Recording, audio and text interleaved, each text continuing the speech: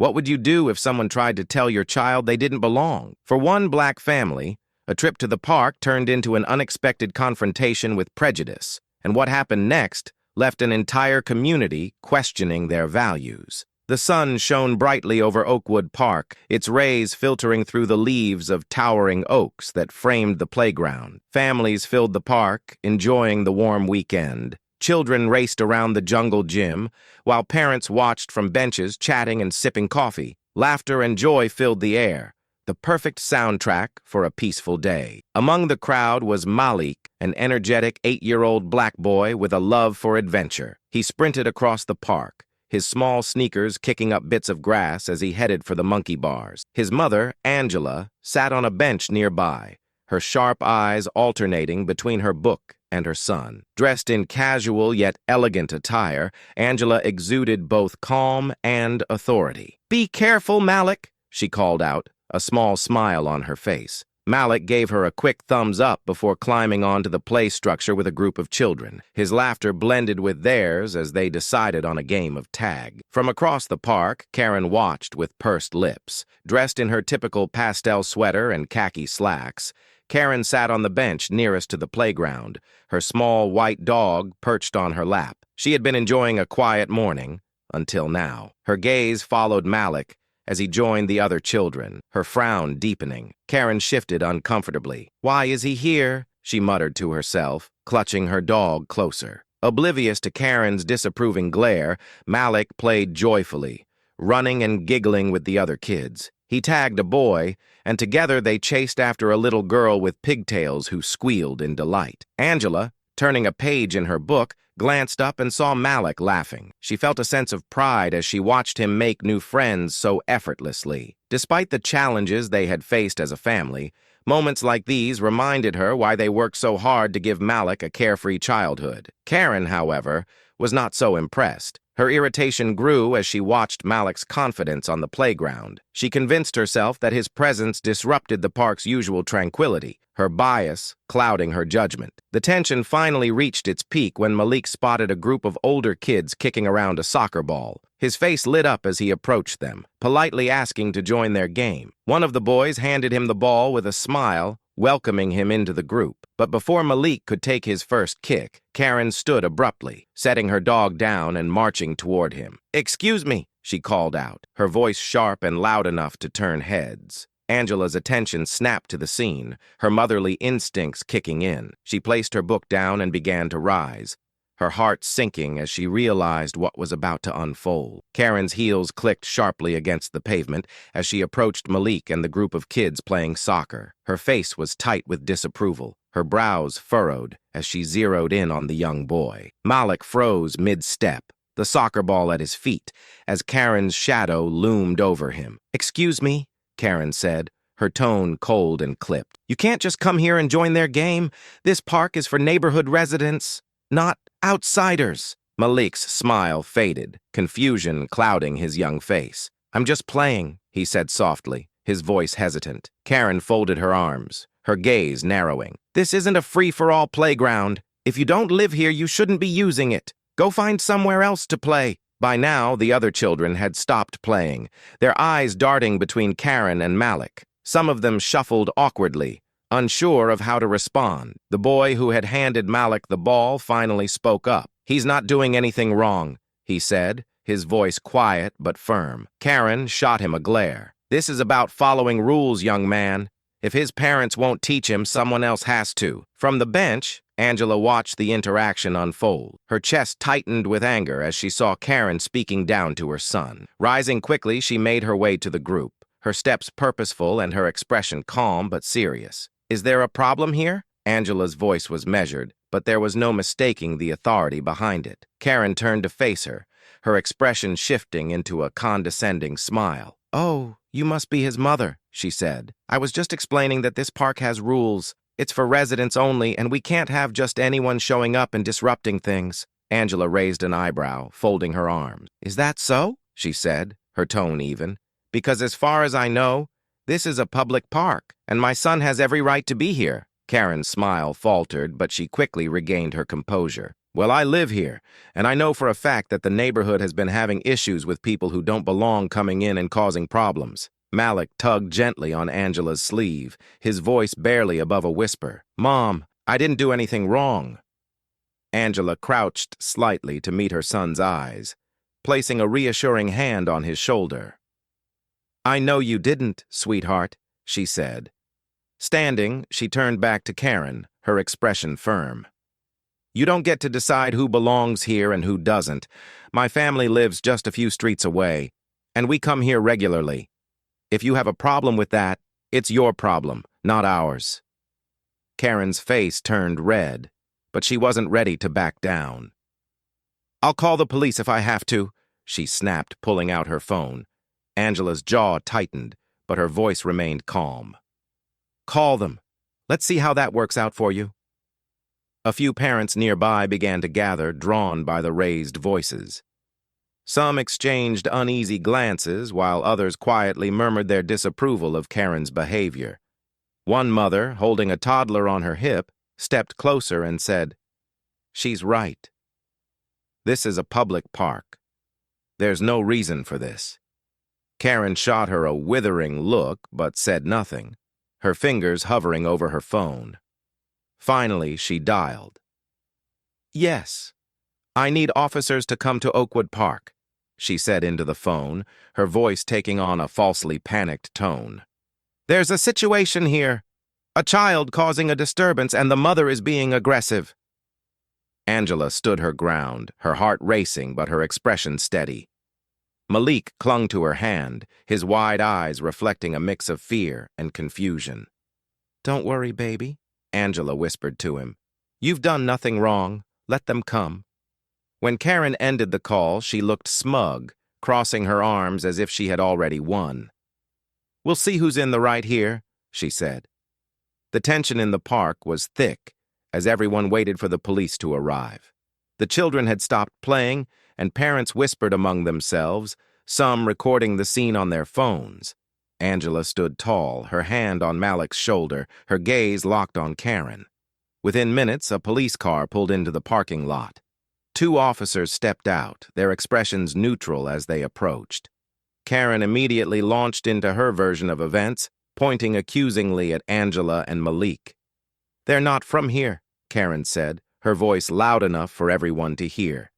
The boy was running wild and the mother got aggressive when I tried to address it. They're disturbing the peace. One of the officers, a tall man with a calm demeanor, turned to Angela. Ma'am, would you mind explaining your side of the story? Angela nodded, keeping her voice steady as she recounted the events. My son was playing with other children when this woman decided to single him out and tell him he didn't belong. We live nearby, and this is a public park. She's the one causing a disturbance, not us. The officer nodded, glancing at Malik, who was clutching Angela's hand tightly. Are you okay, young man? He asked gently. Malik nodded, but didn't speak. As the officers took in both accounts, it became increasingly clear that Karen's accusations were baseless. The officer addressing Angela turned to Karen. Ma'am, it seems there's no issue here. This park is open to the public and they're allowed to be here. Karen's face reddened, but before she could argue further, another car pulled into the lot. Out stepped Darnell, dressed in his FBI jacket. His tall, commanding presence immediately caught everyone's attention. Karen's smug expression faltered as she noticed the man stepping out of the car. Darnell's presence was striking, tall, broad-shouldered, and wearing a dark jacket with FBI emblazoned on the back. His calm but commanding demeanor immediately shifted the dynamic in the park. Darnell, Angela said, relief washing over her as her husband walked toward her and Malik. You're just in time. Darnell took in the scene quickly, Angela standing protectively beside their son, Karen glaring with her arms crossed, and two police officers looking slightly uncomfortable. He gave Angela a reassuring nod before focusing on Malik. Hey, buddy, Darnell said, crouching to Malik's level. You okay? Malik nodded, but his eyes were wide with a mix of confusion and fear. I didn't do anything wrong, Dad. I was just playing. I know, Darnell said, his voice steady and warm. You didn't do anything wrong. Karen, mistaking Darnell's presence for additional backup for her cause, stepped forward, her voice dripping with self-righteous indignation. Finally, she said, waving a hand toward Darnell. Maybe you can help sort this out. I've been trying to explain to the officers that this boy, she pointed at Malik, and his mother are causing a disturbance and don't belong here. Darnell straightened, his towering frame making Karen hesitate slightly, though she quickly masked it with her usual bravado. They need to leave, she added, her tone sharpening. Darnell's eyes narrowed slightly, but his expression remained calm. He turned to the officers, pulling out his badge and holding it up. Special Agent Darnell Brooks, FBI, he said firmly. What exactly seems to be the issue here? The officers immediately straightened, exchanging glances. The younger of the two cleared his throat and stepped forward. Sir, we received a call from this woman, he said, nodding toward Karen. She claimed there was a disturbance involving this child and his mother, but upon arriving we found no evidence of any wrongdoing. It seems to be a misunderstanding. Karen's face turned crimson. Misunderstanding? She sputtered. I called because they were being disruptive and she jabbed a finger toward Angela, was aggressive with me. Darnell's gaze shifted to Karen, his calm but authoritative tone silencing her mid-rant. You mean to tell me, he said slowly, that you called the police on my wife and son for playing in a public park? Karen blinked, her confidence wavering. I didn't know they were your family, she stammered. I just thought— You thought what? Darnell interrupted, his voice sharp but controlled. That they didn't belong? That my son, an 8-year-old boy, somehow posed a threat? Karen's mouth opened and closed, but no words came out. The crowd that had gathered began to murmur, their whispers carrying a mix of disbelief and disapproval. Angela stepped forward, her voice calm but firm.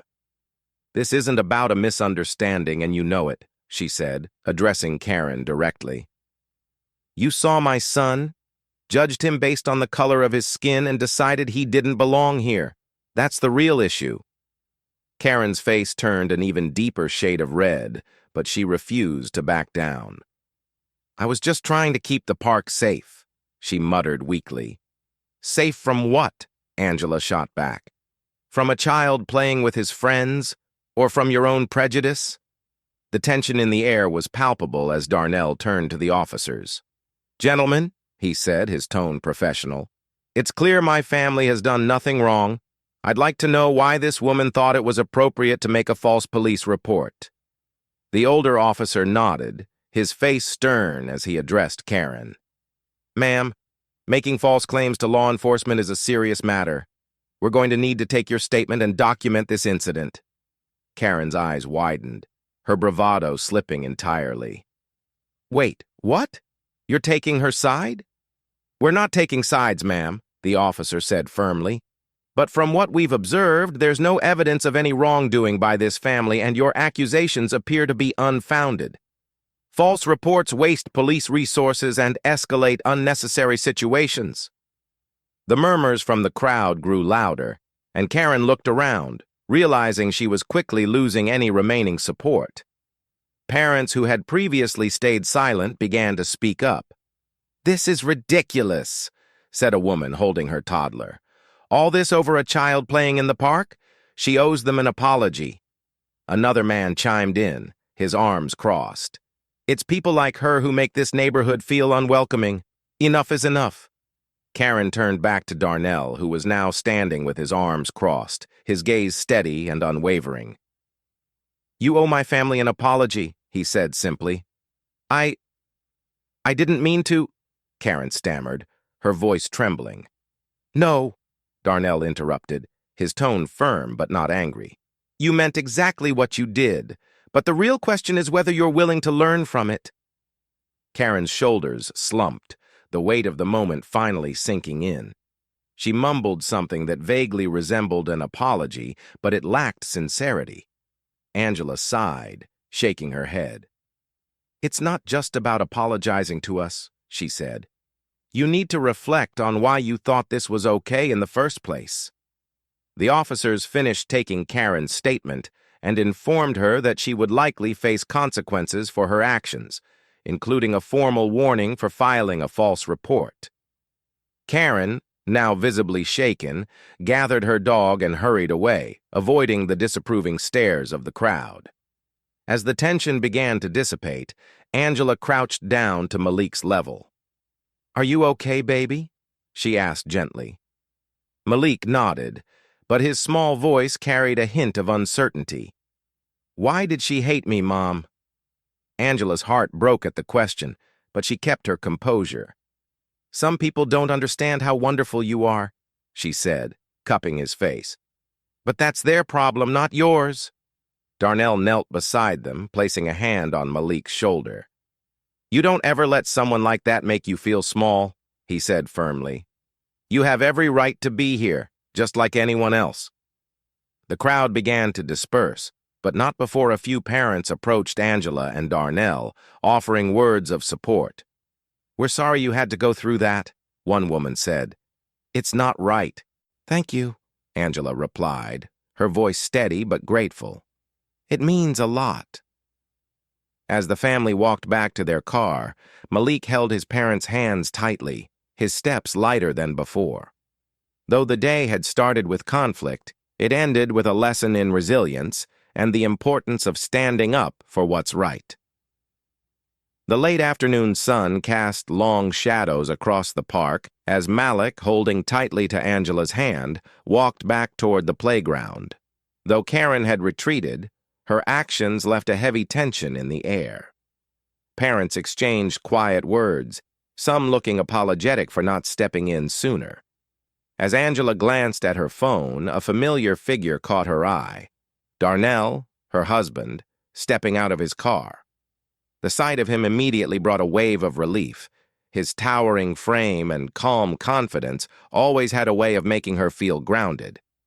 "Darnell!" Angela called, waving him over. Malik's face lit up as he spotted his father. "Dad!" he exclaimed, running toward him. Darnell crouched down, scooping Malik into a tight hug. "Hey, buddy," he said, his deep voice warm and reassuring. "You okay?" Malik nodded, but his grip on Darnell's shoulders lingered, as if he needed the comfort. Angela approached, her steps measured but heavy with the weight of the day's events. "What happened?" Darnell asked, his brow furrowing as he looked from Angela to Malik. Angela sighed, glancing back at the playground. "Karen," she said simply. "She singled out Malik and tried to have him removed from the park. She even called the police." Darnell's jaw tightened, though his expression remained calm. "What did the officers say?" "They saw through her nonsense," Angela replied. "But not before she humiliated Malik and caused a scene." Darnell stood, his gaze sweeping the park as if searching for the woman responsible. "Where is she now?" "She left," Angela said, "but not before everyone here saw exactly who she is." Darnell nodded, his lips pressing into a thin line. He set Malik down and placed a hand on his shoulder. "You did nothing wrong, okay?" he said firmly. "I know," Malik replied softly, "but she made me feel like I didn't belong here." Angela and Darnell exchanged a look, a mixture of sadness and resolve. Malik's innocence and vulnerability were why they worked so hard to shield him from the world's ugliness. "Let's sit for a bit," Darnell said, motioning toward a bench. As the family settled, some of the remaining parents in the park began to approach, curious about the man who had arrived with such quiet authority. A few nodded politely, their glances toward Malik filled with sympathy. One mother, holding the hand of her young daughter, hesitated before speaking. "I just wanted to say I'm sorry for what happened earlier," she said to Angela. "We should have spoken up sooner." Angela offered a small smile.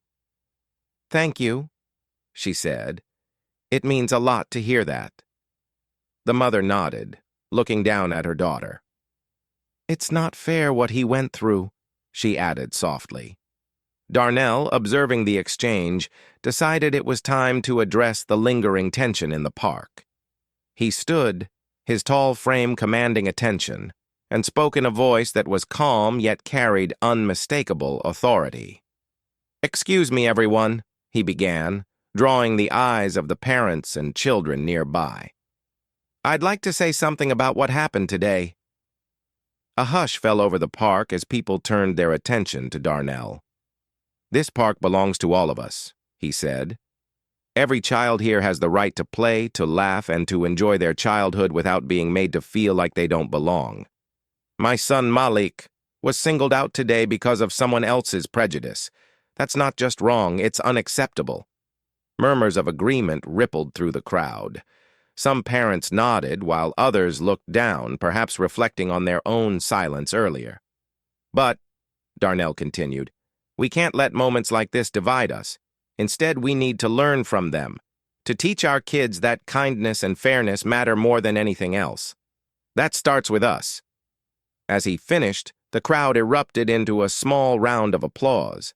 Malik looked up at his father, his young face filled with admiration. "Thanks, Dad," he said softly. Darnell crouched beside Malik, looking him in the eye. "You're stronger than you think, buddy," he said. "Don't ever let someone like her make you feel small." Malik nodded, a small smile returning to his face. The family stayed at the park for a while longer, their presence a quiet defiance against the day's earlier conflict. Parents who had watched the scene unfold came over to introduce themselves, offering words of support and solidarity. One father, wearing a baseball cap, extended his hand to Darnell. "You handled that better than I could have," he said. "Your family's an example for all of us." "We're just trying to live like everyone else," Darnell replied, shaking the man's hand. "But thank you." As the sun dipped lower in the sky, casting a golden glow over the park, Malik ran off to play again, his laughter echoing across the playground. Angela leaned into Darnell's side, her voice soft. "This is why we fight," she said. "For him," Darnell replied, his eyes following Malik as he played freely, the weight of the day finally lifting. The next morning, Karen's day began as usual.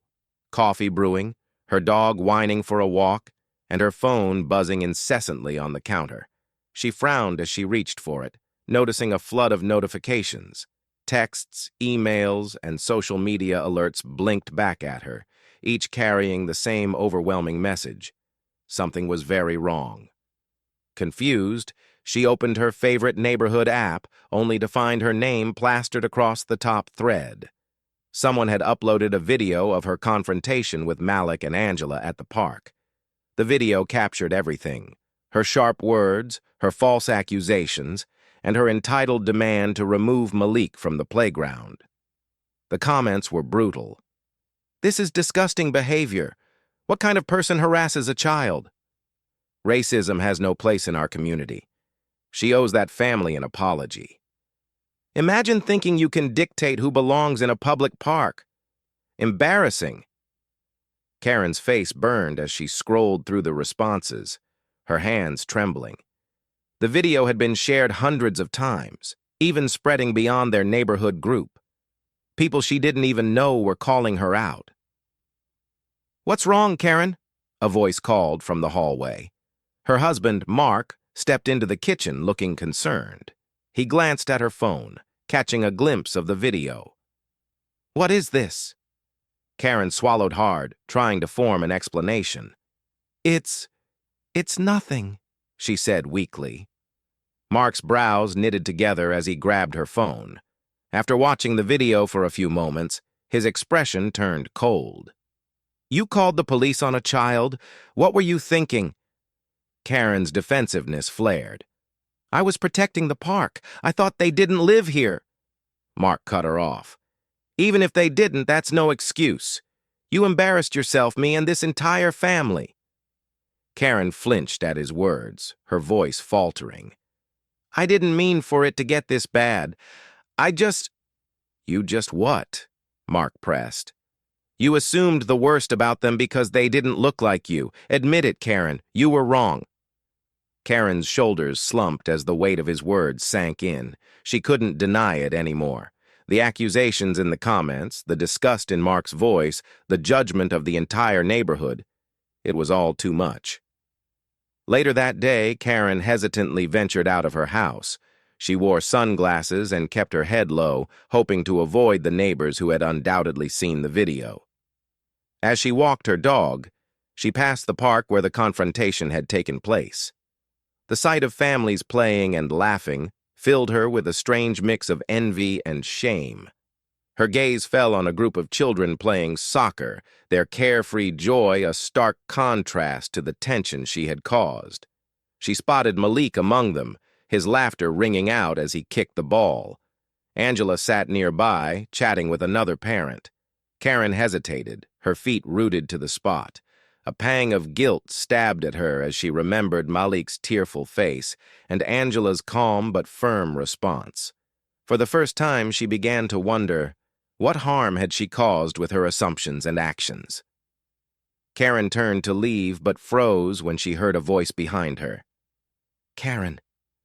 She turned slowly to see Angela approaching, her expression unreadable. Karen's heart pounded as Angela stopped a few feet away, arms crossed. "I wasn't expecting to see you here," Angela said, her tone steady. Karen swallowed hard, her voice barely above a whisper. I wanted to apologize," she said. "For what happened yesterday?" Angela raised an eyebrow. "Apologize for what exactly?" For overreacting," Karen stammered. "I thought I was protecting the park, but I see now that I was wrong. I shouldn't have treated you or your son that way."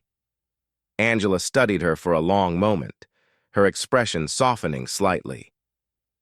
"You're right. You were wrong," she said. "But an apology is just the beginning. What matters is what you do next." Karen nodded, her shame evident. "I don't know how to fix this, but I want to try." Angela's gaze flicked to the playground, where Malik was still playing. "Start by reflecting on why you acted the way you did. And maybe next time, instead of assuming the worst, try to see people for who they really are." Karen nodded again, tears welling in her eyes. "Thank you," she said quietly. Angela didn't reply. She simply turned and walked back to the bench, leaving Karen standing alone with her thoughts. For the first time in her life, Karen began to confront her biases. The viral video and public backlash were painful, but they also forced her to reckon with the consequences of her actions. As she walked home, Karen resolved to do better, not just for the community, but for herself. She had a long way to go, but she was finally willing to take the first step. The days following Karen's confrontation were nothing short of a public reckoning. The video continued to circulate online, gaining traction on local forums and social media platforms. Karen became the subject of heated debates, with her actions serving as an example of privilege and prejudice. Her name was now synonymous with public outrage, and her once peaceful walks through the neighborhood were replaced by hurried trips to avoid judgmental stares. At first, Karen tried to justify her behavior to herself. "I wasn't being racist," she thought. "I was just trying to maintain order." But as the comments poured in, some harsh, others simply disappointed, she found it increasingly difficult to ignore the truth. She had been wrong, and the entire community knew it.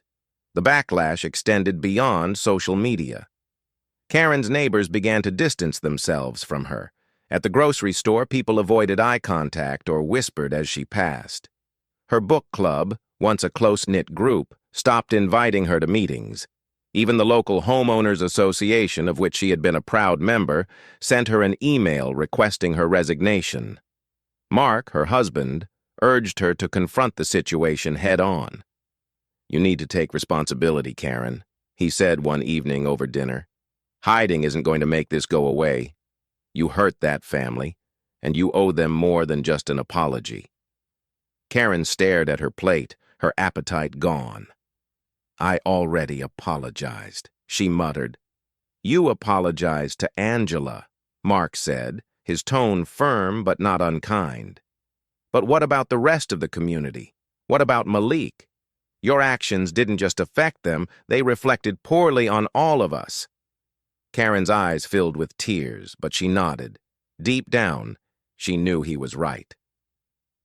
A week later, Karen made the difficult decision to attend the neighborhood council meeting. She knew it would be a room full of people who had seen the video, people who were angry and disappointed. But she also knew it was her chance to show that she was ready to change. The meeting was packed, the atmosphere tense as Karen entered. Conversations hushed, and all eyes turned to her. She felt the weight of their judgment, but forced herself to keep walking until she reached the front of the room. Standing at the podium, Karen gripped the edges tightly to steady her hands. She took a deep breath before speaking.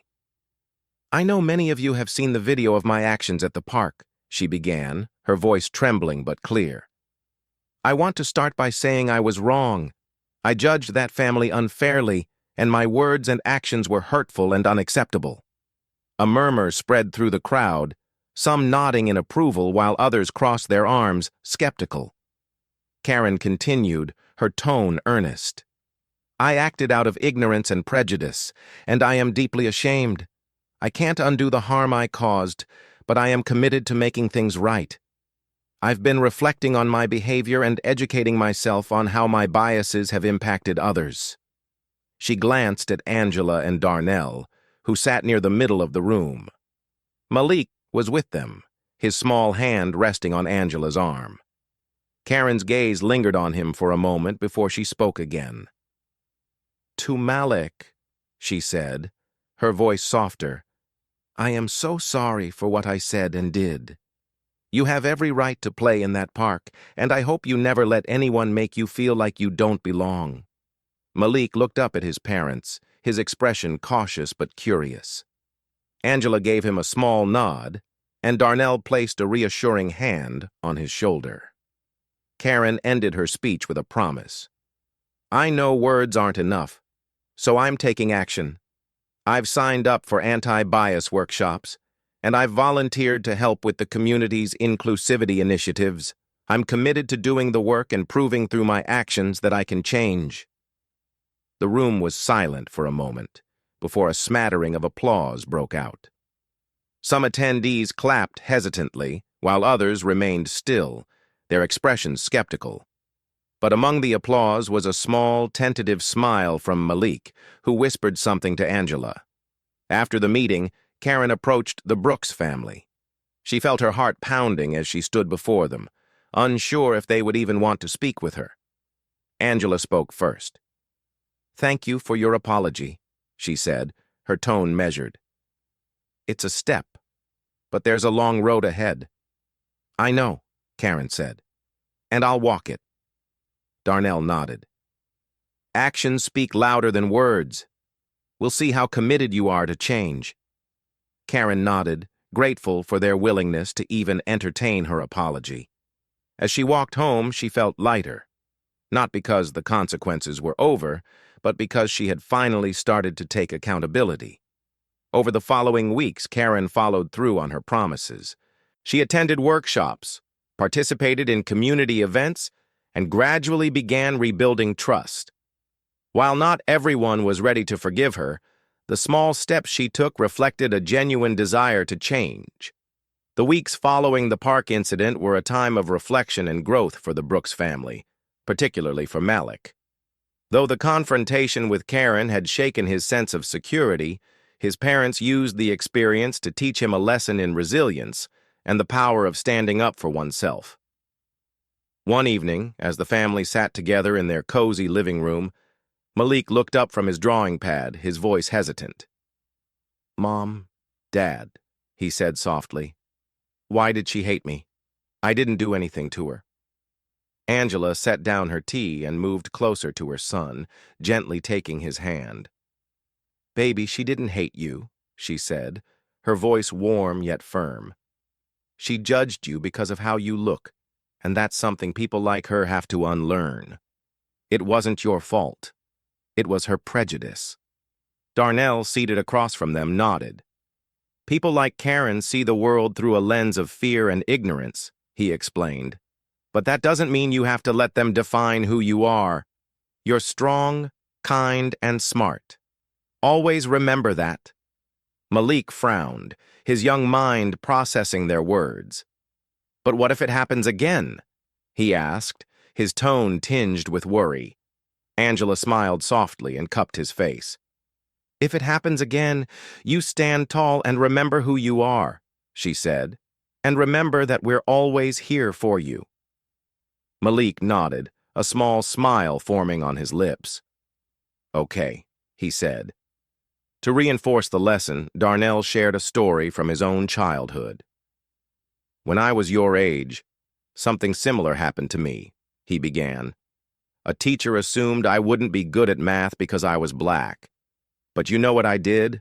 I worked hard, proved her wrong, and ended up getting the highest grade in the class. Really? Malik's eyes widened. Really, Darnell said, grinning. And every time I face someone like Karen, I remember that I'm more than their assumptions. So are you. The conversation gave Malik a newfound sense of pride, and over the next few days his confidence began to return. He played freely at the park again, no longer hesitating to join games with the other children. His laughter filled the playground once more, a testament to his resilience. The family also noticed a positive shift in the community. Many parents who had witnessed the confrontation began to reach out, expressing their support and solidarity. Some offered apologies for not speaking up sooner, while others joined Angela and Darnell in advocating for inclusivity. One parent, a woman named Maria, approached Angela during a neighborhood meeting. Your family's strength has inspired so many of us, she said. I've started talking to my kids about standing up to injustice. They need to know that silence isn't an option. Angela smiled. That means a lot, she said. We're all in this together. Malik also experienced the ripple effects of their resilience at school. A few classmates who had seen the viral video approached him, offering words of support. I saw what happened, one boy said. That lady was wrong. You didn't deserve that. Malik smiled, his heart swelling with gratitude. For the first time, he realized that even a painful experience could lead to something good. As the family reflected on the journey, Darnell and Angela felt a deep sense of pride in how they had handled the situation. Though they wished Malik had never experienced Karen's prejudice, they knew it had given him an important lesson in resilience and self-worth. One evening, as the sun set over the park, the family sat on a bench watching Malik play with his friends. Angela turned to Darnell, her voice soft but resolute. This is why we do what we do, she said. For him, Darnell replied, his gaze fixed on their son. So he knows his worth no matter what. Angela nodded, her hand resting on Darnell's. We can't control how others see us, but we can teach him how to stand tall in the face of it. And that's what matters. The incident at Oakwood Park became a catalyst for change within the neighborhood. The video of Karen's confrontation with Malik had sparked conversations, not just about her behavior, but about the broader issue of inclusivity in the community. What began as a moment of conflict grew into a movement to ensure that everyone felt welcome, regardless of their background. Angela and Darnell took an active role in organizing these efforts. Together with other parents and local leaders, they planned a community event called Unity in the Park, aimed at fostering dialogue and building stronger relationships among neighbors. Flyers went out, social media posts invited everyone, and volunteers eagerly stepped up to help. When the day of the event arrived, Oakwood Park was transformed into a vibrant space of togetherness. Tables were set up with food and drinks contributed by families of all backgrounds. A small stage stood at the center, where children performed skits about kindness and inclusion. Music played, laughter rang out, and for the first time in weeks, the park felt like a place of harmony. Malik, his confidence fully restored, ran between activities with his friends. He paused to help a younger child with a game of ring toss, earning a grateful smile from the child's parents. Angela watched him from a distance, her heart swelling with pride. Darnell stood near the stage, talking with a group of parents. "This is what we wanted," he said. "A place where our kids can just be kids, without fear or judgment." One of the parents, Maria, nodded. "It's amazing how something so negative can turn into something so positive. Your family's strength inspired all of this." As the event progressed, a microphone was handed to Angela, who had been asked to give a brief speech. She stepped onto the stage, her voice steady as she addressed the crowd. "Thank you all for being here today," she began. "A few weeks ago, my family experienced something that no family should ever have to go through. But instead of letting it divide us, we chose to use it as an opportunity to bring us closer together." The crowd listened intently, their expressions a mix of admiration and reflection. "Today isn't just about my family," Angela continued. "It's about all of us. It's about creating a community where every child feels safe, where every family feels welcome, and where we stand up for each other when it matters most." Her words were met with applause, and as she stepped off the stage, several parents approached her to express their gratitude. Karen, who had chosen not to attend the event, remained a topic of quiet conversation. While many felt she still had a long way to go, there was hope that she too could learn from the experience and grow. By the end of the day, the park was filled with a renewed sense of unity. Children of all ages played together, their laughter blending into the warm evening air. Parents exchanged phone numbers and promises to stay connected, ensuring that the sense of community they had built would last. For Angela and Darnell, the event was more than just a celebration. It was a reminder that even in the face of adversity, people had the power to come together and create something better. As they watched Malik kick a soccer ball with his friends, they knew they had taken an important step toward a brighter future. As the sun dipped below the horizon, casting the park in shades of gold and amber, the last of the families began packing up their picnic blankets and folding chairs. The day had been a resounding success, a testament to the power of community and the resilience of those willing to fight for what was right. For the Brooks family, the experience had come full circle, transforming a moment of prejudice into an opportunity for growth, understanding, and unity. Angela and Darnell sat together on a bench, watching Malik play one last game of tag with his friends. His laughter echoed across the park, free of the fear and uncertainty that had shadowed him just weeks before. Angela smiled, resting her head on Darnell's shoulder. "This is how it should always be," she said softly. Darnell nodded, his gaze following their son. "It took a lot to get here, but it was worth it. Malik knows he's supported, and the community has shown they're willing to stand with us. That's progress." The events of the past few weeks had left an indelible mark, not just on the Brooks family, but on the entire neighborhood. Conversations about inclusivity and prejudice had moved from whispered discussions to open dialogues, and people were beginning to hold themselves and others accountable. For Malik, the ordeal had taught him the importance of standing tall in the face of adversity. "Mom, Dad," he said, running over to them with a grin. "Can we come back to the park tomorrow?" Angela laughed, pulling him into a hug. "Of course, sweetheart. This park belongs to everyone, and no one can tell you otherwise." Darnell ruffled Malik's hair, his tone playful. "Just don't tire us out too much, okay? Some of us aren't as young as you are." The family shared a laugh, their bond stronger than ever. Meanwhile, the rest of the community carried the lessons of the day forward.